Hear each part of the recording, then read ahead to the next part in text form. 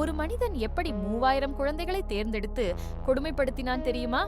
1943 Auschwitz வதை முகாமில் doctor Joseph மென்கெலே என்ற மனிதன் இருந்தான். ரயிலில் வரும் குழந்தைகளை அவன் பார்த்து கொண்டிருப்பான். இரட்டை குழந்தைகளை கண்டுபிடிக்க, சிறப்பு குழந்தைகள் பிரிவுக்கு வாங்க என்று சாக்லேட் கொடுத்து அழைப்பான்.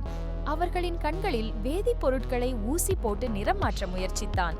மயக்க மருந்து இல்லாமல் அறுவை சிகிச்சை செய்தான். ஒரு இரட்டை குழந்தையை கொன்று மற்றொன்றுடன் ஒப்பிட்டு பார்ப்பான்.